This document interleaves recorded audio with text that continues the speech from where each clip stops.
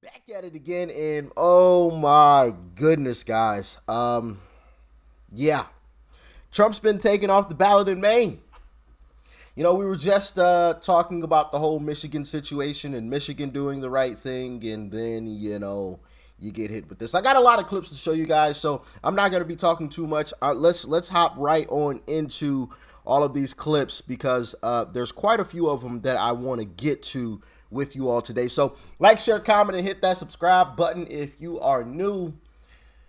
And let's dive in. In a ruling just moments ago, Secretary of State Sheena Bellows writes, quote, specifically, I find that the declaration on his consent form is false because he is not qualified to hold office of the president under Section 3 of the 14th Amendment. Bellows added, I conclude that the record establishes that Mr. Trump, over the course of several months and culminating on January 6, 2021, used a false narrative of election fraud to inflame his supporters and direct them to the Capitol to prevent certification of the 2020 election and the peaceful transfer of power. I likewise conclude that Mr. Trump was aware of the likelihood for violence and at least initially supported its use, given he both encouraged it with incendiary rhetoric and took no timely action to stop it. In a ruling, I think that's false, but continue on. We've got some breaking news coming in with our panel right now. We have just heard that in Maine, the Secretary of State has now disqualified former President Trump from the ballot there. Now we're talking about Colorado and Maine. We will see what the Supreme Court does. With that, let's bring in our panel. Former White House Press Secretary Ari Fleischer, Olivia Beavers, congressional reporter for Politico, and Fox News senior political analyst Juan Williams. Ari, to you first on this news coming out of Maine, and then there were two still waiting for the Supreme Listen to what he says. It's so on point. Court to decide on Colorado. What do you make of this latest decision? What are the Democrats so afraid of? Are they afraid of democracy? They don't want to have somebody on the ballot because they don't think they can beat him fair and square, so they knock him off the ballot? Look, Trace, this is so anti-democratic. I hope the Supreme Court strikes this down. But this is the violation of the norms, and you can't complain that Trump violates the norms when the Democrats go out and do the exact same thing, even worse in this instance, themselves. Yeah, it's interesting, Juan, because you have in Colorado, you have the Colorado Republican Party that is trying to appeal, trying to get this thing taken away before the Supreme Court jumps in on this. And you have a lot of people saying, even the Secretary of State saying, you know what, Trump is guilty of insurrection, but he's not. And that's a key part of this whole thing. Well, that's a key point. Now, the contrary point, Trace, is that it doesn't require in the Constitution a conviction. It's that someone would have participated in an insurrection. And I think that what you're getting here is, though, that it's pretty clear that the Republican base is responding to this as somehow their rights to vote for Trump being taken away from them. And it's giving the Trump campaign a boost in the Republican primary. This is doing no damage to Trump in terms of the immediate political consequence. And his argument is all about Democrats or the establishment trying to take away his right to run for president. The other question, I guess, is Republican parties around the country, the Republican Party in Colorado, challenging the Supreme Court ruling there. And the question again is, do donors really think that their money should be going to a GOP party to represent Donald Trump or to get Republicans elected? Hey, listen, I don't mind any donations going to help Trump with any legal troubles. I personally don't mind it. Do you? Let me know in the comment section. If you sent in donations or if you have sent in donations, would you mind them going towards Trump's defense? Let me know. I'm all for it because I see the BS. And Trump's my guy. And I know that that is something that has to be done. It has to be done. Defending Trump, we just, in my personal opinion, I can't just sit back and say or do nothing while Trump just gets thrown under the bus for nothing, really, for a bunch of BS. I just can't, but let's continue. Like I said, I got a lot more clips that I think you guys are going to want to check out. I've got about 40 more seconds of this clip that I want to show you, but let's continue. Yeah, and it's interesting because I want to put this map up on the screen, Olivia, so we can all look at it. These are the states with active litigation to ban Trump from the ballot. Clearly, it's not going to happen. All right. So this is what I wanted to get to in terms of this clip here. So I guess it wasn't 40 more seconds.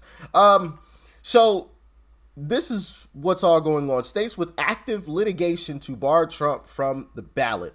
So, yeah, you got 1, 2, 3, 4, 5, 6, 7, 8, 9, 10, 11. Oh, my goodness. I didn't realize there was that many.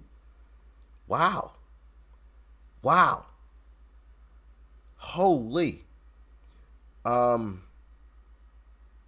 Yeah, that's I didn't realize that there was that many.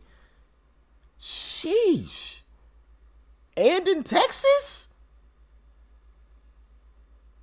You gotta be joking. You gotta be pending appeal. My goodness. Dismissed. Minnesota, Michigan, Florida as well. Goodness gracious. Wow. You know, it just shows, man. They're scared. They are shaking in their boots. But I also want to play this clip from the great Larry Elder because, you know, since this journey began, I've always loved hearing from Larry Elder, and I personally hope that he runs for president again in 2028. Because I think he'd actually be great. It just wasn't his time, just wasn't the right moment. You know, people can argue, you know, popularity or whatnot, but what we can argue, in my humble opinion, is that the guy is knowledgeable and would do a great job, in my personal opinion. But let's continue. Well, joining me now for more reaction to this is Larry Elder. He's a former 2024 Republican presidential candidate. Larry, I want to get to that about schools, but I got to get your reaction. You were a presidential candidate. Now that Maine is joining Colorado and denying Donald Trump to be on the ballot, hoping for the Supreme Court to weigh in here. What's your reaction to that? Well, the Supreme Court will weigh in, and in my opinion, this is could be a stretch, Jason, but in my opinion, the Supreme Court is going to rule 9-zip that this so-called insurrection clause ought not prevent Donald Trump from being on the ballot. It's ridiculous, absolutely absurd. He's never been charged with insurrection, let alone convicted of it. I thought they'd at least wait for him to be charged, but they didn't even do that. So this will be smacked down pretty severely by the Supreme Court at some point. I hope he's right. You know, I do believe he is right, and this will get smacked down. 9-0. I don't know. What do you guys think? I mean, I think it would be great if it was 9-0 because it would just completely because I think part of the Democrat strategy, because once again, Democrats play chess, not checkers. I think part of their strategy is they know that this is likely to get smacked down, but they're going to do it anyway. And their hope is that it's a split decision. You got all the Republicans in the Supreme Court and then all the Democrats in the Supreme Court, and they split that way. So then Democrats can point the finger, oh, look, see, Republicans, they're a threat to democracy, blah, blah, blah, blah, blah. We need to pack the court because this is ridiculous, you know. But if it's a 9-0 decision, if everybody on the Supreme Court agrees, then that line flies out the window. It goes out the window.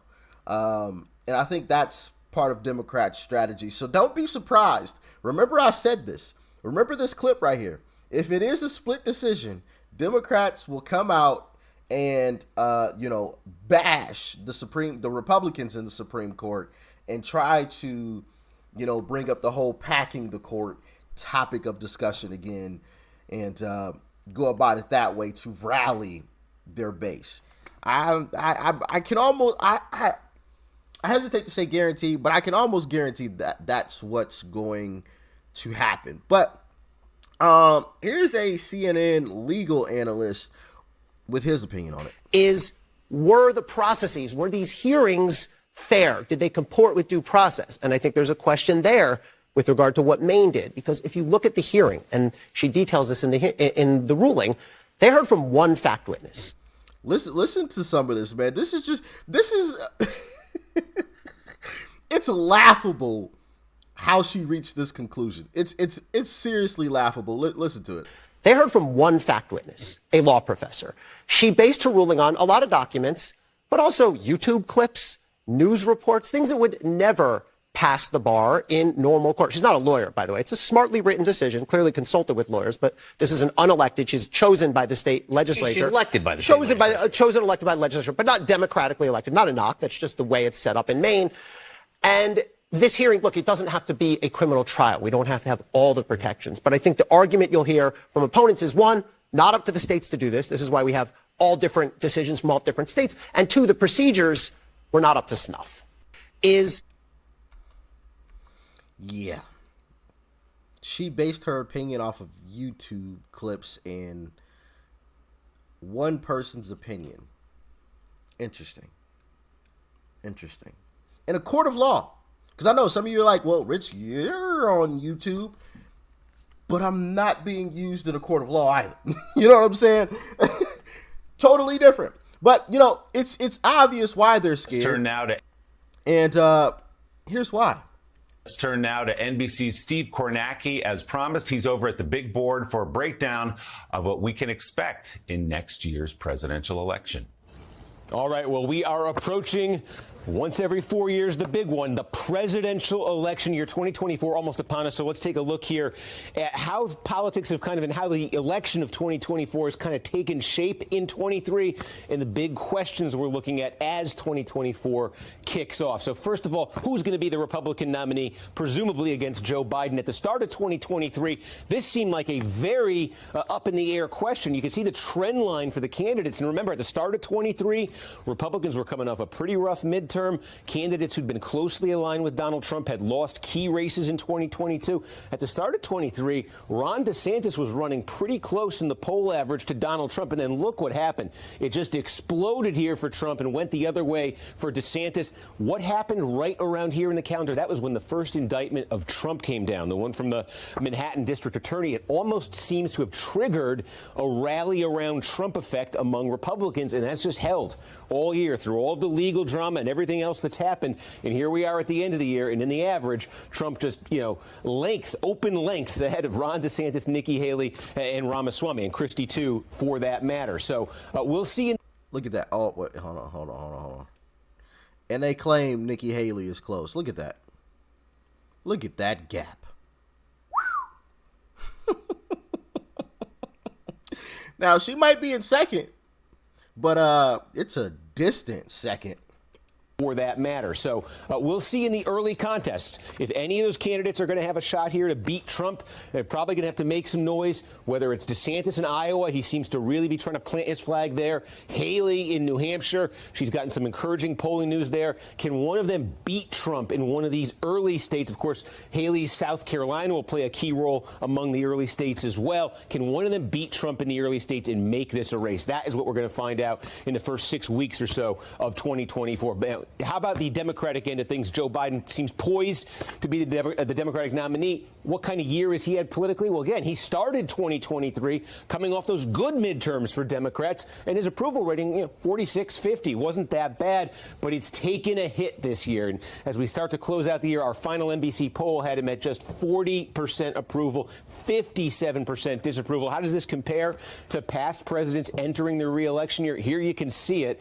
Here's the 40 that we have Biden at right now. These are all the final polls heading into the election year, re-election year that NBC conducted. You just see all the recent presidents. Look, Trump got beat in 2020. He was at 44 heading into his re-election year. Bush Sr. got beat in 92. He was at 52 and heading south rapidly there. But you see how that number compares. That's the lowest. That's the lowest in an NBC poll for an incumbent facing a re-election here. But it is a tight race when you poll Biden versus Trump. At the start of the year, in the average of the polls nationally, Biden had a 2-point advantage. Now, at the end of the year, it is Trump who, on average, has a 2-point advantage here. It's a very, very close race, obviously. And what are the concerns of voters? The dynamics we'll be talking about if this race does materialize. Joe Biden, of course, is the oldest president ever at this point. And his fitness, his age, About 3 in 4 voters in our poll say it's a major or moderate concern. Big thing in 24 is going to be Trump's legal situation. Are there convictions? What goes on in the courtroom for him? 62% right now say that's a major or moderate concern for them. Would that number change if there's a conviction? Would that number change based on how these cases start to sort out? Yeah, it's a major concern because it's a load of crap. Question, obviously, will be following well into 2024. And this is interesting, too. Just there is clearly what this ballot question is showing you here is matching Trump against just a generic Democrat. Trump loses sizably. Matching Biden against a generic Republican. Biden loses by double digits. It's just showing you broadly there's not a big appetite for Trump versus Biden, even though it seems that each party, at least as we enter 2024, is poised to go in that direction. And that leads to this final graphic here, a poll from the Wall Street Journal recently. They included a bunch of third-party options, and against Biden and Trump, they added up to 17%. That's a big question heading into 2024. Is there going to be a real third-party candidate to create a wild card in this? Once again, look at that number there. Boom. That's MAGA. That's MAGA. That's the base right there that Trump will not drop below. So who you have? Kennedy, Joe Manchin, Cornel West, Stein, or I don't know who Mapsteed is. Not familiar with that name. Obviously, we know who the rest of these folks are.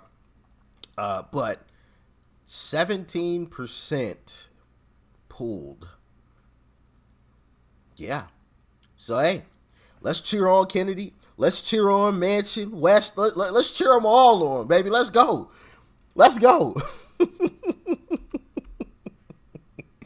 But, you know, of course, that's one of the reasons why they are afraid. And as far as Maine goes, here is the lady in charge of taking Trump off of the ballot in Maine. Yeah. Your eyes do not deceive you. Her shirt says Democracy Defenders. That's quite clearly a lie. Not defending democracy at all. More like destroying democracy.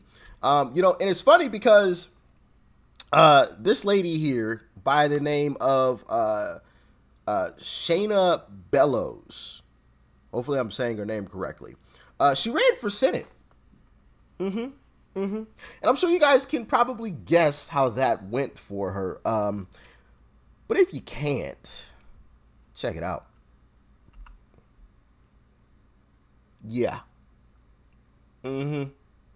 Yep. Lost in an absolute landslide. I mean, just got mollywopped. So another failed Democrat trying to make a name for themselves. But, you know, here's a clip of her talking about her decision. Check it out.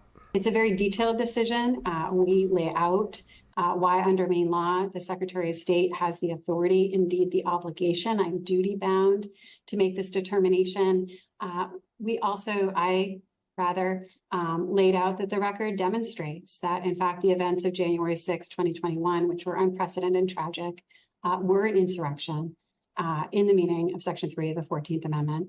And finally, in reviewing the facts presented, the evidence, the law, the history, we determined under Section 3 of the 14th Amendment that Mr. Trump engaged in insurrection and therefore was disqualified.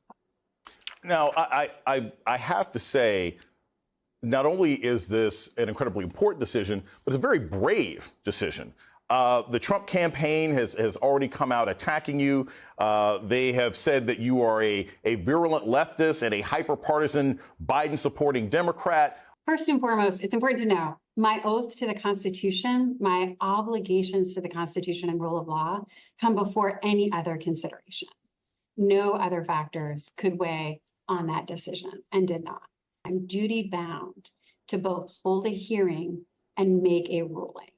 And under the law, there's a very compressed timeline. In evaluating this, I came to the conclusion that I could not, unfortunately or fortunately, wait for the United States Supreme Court to make a decision, the Maine law required me to issue that decision, which I did today. I smile because we were #1 in voter turnout per capita in 2022. We are really proud of that. And we have a really strong framework of election laws that encourage citizen participation. We have same-day voter registration. We have no excuse absentee voting up to 30 days prior to election day. We make it really easy to register to vote, to cast your ballot, and know your ballot will be counted. And we're really proud of our national leadership in voter participation. Will it actually be counted, though? I'm just asking. You know, I'm just asking. Oh, man. This is the same lady, guys. Check out this clip from, I believe this is from 2020. Just listen to what she says. But that type of activity, so make no mistake, what we saw nationwide around the country in 2020 that created anxiety about whether the will of the voters would be heard, is those forces that would undermine our elections and the integrity of our elections and democracy are still very much at work nationwide. But that... Yeah, I don't even need to say anything, you know. Race to the White House. Trump 301. Biden 235. That, ladies and gentlemen, is why they are afraid.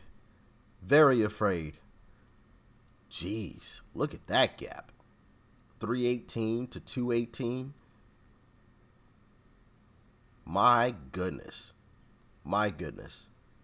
Sheesh. But that's not where we are. We're here now. I bet they wish we were still back here. You know, I'm sure they do. But we here now. And, you know, that's why they're afraid. That's why you see a lot of this stuff happening, in my humble opinion. But also, in my humble opinion, it's not going to work. It's not going to work. I think Trump is going to become our next president come hell or high water. And trust me, there may be hell and there may be high water. Make no mistake about it. But it's still going to happen at the end of the day. I think there's just way too many people that are on to the games in the BS, so much so that no matter what they do, hell or high water, it's going to happen. And the people that are guilty of a lot of this stuff will leave. You'll see a mass exodus. This is just my prediction. I don't have any evidence to back this up, okay? So don't hit me with no misinformation. This is just me talking out loud or thinking out loud. I think there will be a mass exodus of a lot of individuals leaving this country. The Nancy Pelosi's, Hillary Clinton's, you know, and I won't go into too much details, but I think there's been quite a bit of money laundering, allegedly. And they've been really padding their pocketbooks. And that's going to help them be able to just disappear, get on out of here. And they'll claim that they've retired, or that Trump's a threat to democracy on their way out. But that's just me. Maybe I'm a crazy psycho lunatic. I don't know, you know. I'm just a guy that makes videos on YouTube from time to time. That's it. Nothing special, okay? But, yeah, you let me know your thoughts and your opinions in the comment section below. Like, share, comment, and, of course, hit that subscribe button. It's right up over there. Hit that button before you go. And check out that video. It's right there. You might like it. Peace and love. I'm out.